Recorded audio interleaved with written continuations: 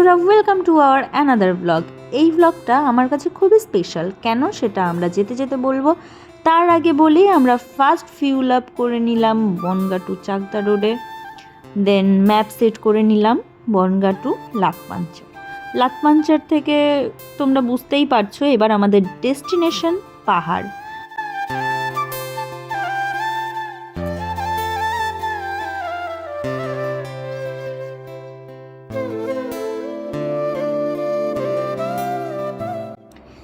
এটা ছিল আমার লাইফের ফার্স্ট বাইক রাইড। আমরা পাহাড়ে যাচ্ছিলাম তিনজন, আমি, আমার বর ও সুভাষিসদা।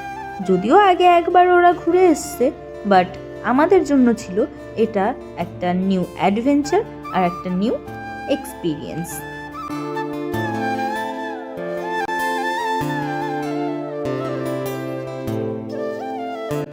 কথায় কথায় আমরা পার করে গেলাম বহরমপুর ফারাক্কা টোল, মানে বহরমপুর ছেড়ে ফারাক্কায় ঢুকে গেলাম আমরা। আমাদের বাইকে করে টোটাল 585 কিলোমিটার কভার করতে হবে, আর ডেস্টিনেশনে পৌঁছাতে আমাদের সময় লাগবে 11 ঘন্টা 38 মিনিট। আমরা বনগা থেকে রওনা দিয়েছি রাত 9:30টায়। দেখা যাক আমরা কখন ডেস্টিনেশনে গিয়ে পৌঁছাই।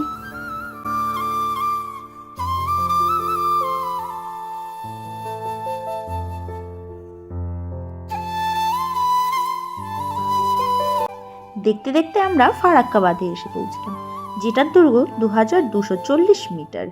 মোট 109টি গেট পার করে আমরা এগিয়ে গেলাম মালদার দিকে।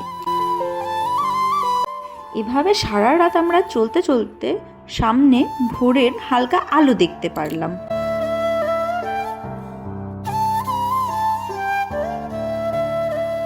ধীরে ধীরে সকাল হচ্ছে আর এখানে পরিষ্কার হচ্ছে রাস্তাটা ভেজা ভেজা, অর্থাৎ এখানে বৃষ্টি হয়েছিল। চারিদিকের আবহাওয়া আর পরিবেশটা অসম্ভব সুন্দর লাগছিল তখন।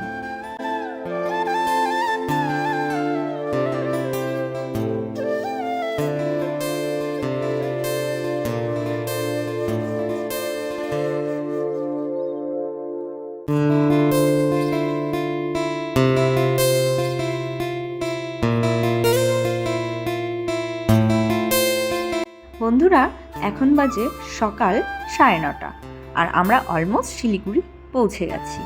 তোমরা দেখতেই পাচ্ছ দুপাশে চা বাগান। সত্যি খুব সুন্দর একটা পরিবেশ, দেখে এতটাই ভালো লাগছিল যে আমার পাহাড়ে যাওয়ার জন্য যে এক্সাইটমেন্ট ছিল সেটা 100 থেকে 200% বেড়ে গেছিলো।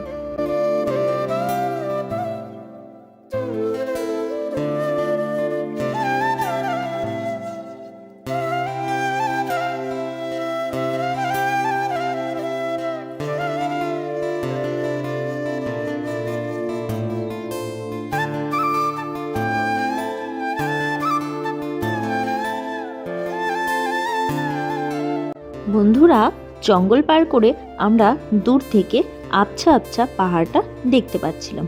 তখন সারা রাতের যে ক্লান্তি ছিল এক নিমেষেই দূর হয়ে গেল।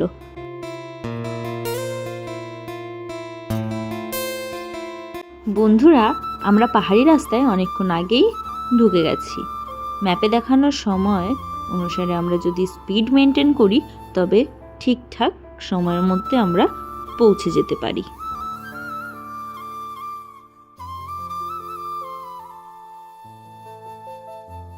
এখানে আমি আর আমার বর দুজনে দাঁড়িয়ে চারিদিকে সুন্দর পাহাড়ের মনোরম দৃশ্য দেখে তারপর আমরা রওনা দিলাম লাকপাঞ্চার হোমস্টের দিকে।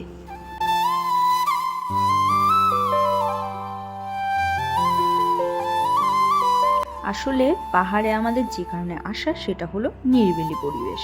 তো এখানটা আমরা দাঁড়িয়ে ওই নিরিবিলি পরিবেশটা অবজার্ভ করে তারপরে আবার রওনা দিলাম লাকপাঞ্চারের দিকে।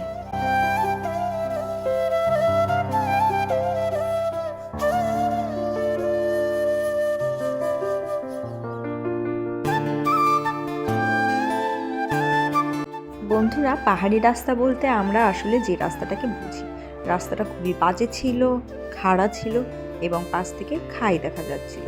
তো যথেষ্ট সাবধানতার সাথে এই রাস্তাটা আমরা পার করেছিলাম।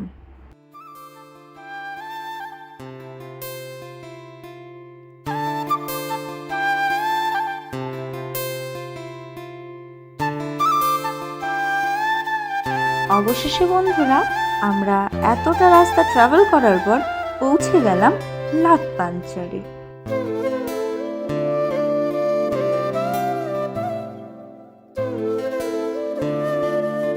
আমরা যে হোমস্টেতে স্টে করেছিলাম সেখান থেকে আমাদের ইভিনিংয়ে চা আর পকোড়া দিয়েছিল, তো আমরা ফ্রেশ হয়ে সেটাই খাচ্ছিলাম।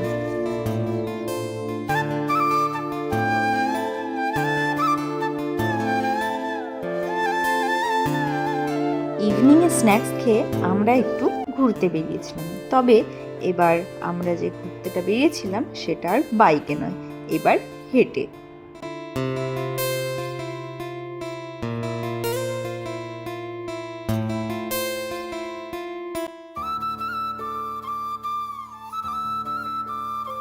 আমাদের হোমস্টেতে একটা ডগি ছিল যার নাম ছিল প্লুটো, আর ও এতটাই ফ্রেন্ডলি ছিল যে ও আমার সাথে খেলা স্টার্ট করে দিয়েছিল, আর ও খুবই মজা পাচ্ছিল।